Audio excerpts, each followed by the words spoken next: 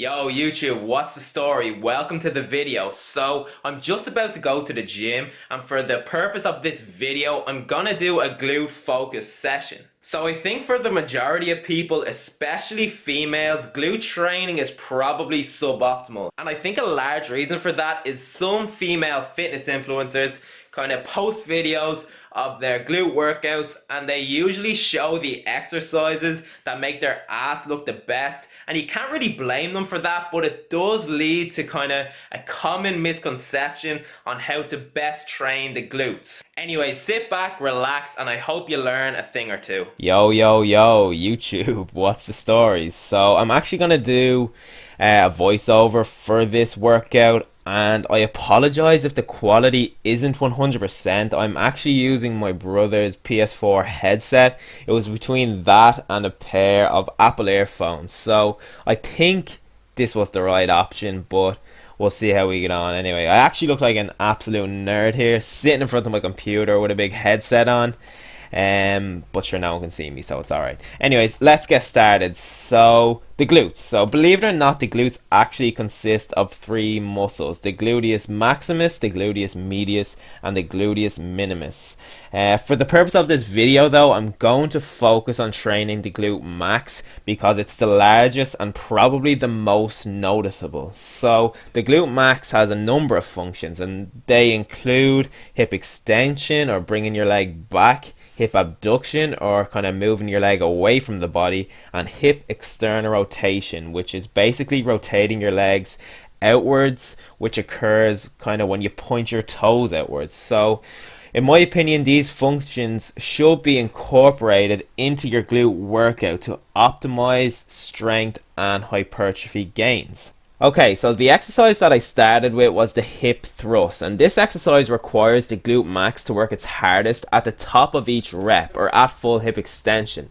And that's actually really good because that's when the glute max is most effective, and it potentially makes the hip thrust superior to the squat as a glute builder, because the squat doesn't require the glute max to work its hardest at full hip extension. In terms of form, notice that my chin is tucked in and I'm slightly flexing or curling my upper back as opposed to extending it over the bench. Alright, so next up is the squat, and although I said this isn't as effective for training the glute max as the hip thrust, it still is effective, especially when you try and incorporate the functions of the glute max into the squat.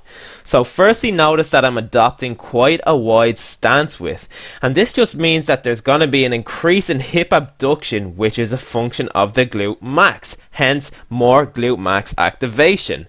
And also notice that my legs and toes are pointing away from my body, which means I am externally rotating my hips, another function of the glute max. And lastly, during each rep, I'm really trying to focus on sitting back into the squat, so I'm thinking about pushing my hips backwards as much as I can, and this is also just to maximize glute max activity on the way back up from the bottom of the squat. And this can also be achieved on the leg press by placing your feet in a higher position. Right, so next up is the weighted lunge, and I want to place a real emphasis on the word weighted. So studies have found that increasing the load used during the forward lunge may increase the importance of the glute max in this exercise as opposed to other muscles. So if you're able to execute the weighted lunge with correct form, I highly recommend doing so.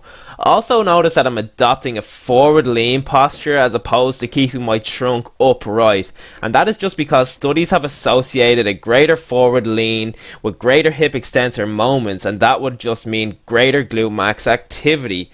Also, an increased step length is a factor that may also increase hip extensor moments and glute max activity. Lastly, we have some back extensions. So with this exercise, there are also a couple of things you can do to increase glute max activity. So firstly, studies have shown that bending or flexing your knees during the back extension may be beneficial for glute activation. So as you can see here, I'm slightly flexing my knees throughout the movement. Also, externally rotating your hips, so rotating your legs away from your body, has also been shown to increase glute max activity during back extensions. And lastly, I really recommend focusing on squeezing your glutes on the way back up during each rep, just to ensure that your glutes are doing the work and your lower lower back and hamstrings aren't taking over. So they are the 4 exercises that I would definitely recommend incorporating into your leg routine if growing a bigger ass is a primary aim. So just to recap, the first exercise is the hip thrust with emphasis on tucking your chin in and rounding your upper back. Next up is the squat, where increasing your stance width, pointing your legs out and pushing your ass out should be a focus. Then it's the forward lunge with emphasis on leaning forward and taking big steps. And finally, our back extensions with a slightly bent knee and externally rotated hip. Alright, well that basically concludes this video. I hope you enjoyed it, and I hope you found it to be a bit of an eye-opener in terms of how to optimize glute training. I'd actually really appreciate some feedback on this video, so comment below if you did enjoy it, and comment below if you want me to do another kind of voiceover style video on another muscle group. Anyways, I'm gonna go watch Suits because like 2 new seasons just got released on Netflix. But make sure you like the video, subscribe if you're new, and I will see you in the next one. Good luck.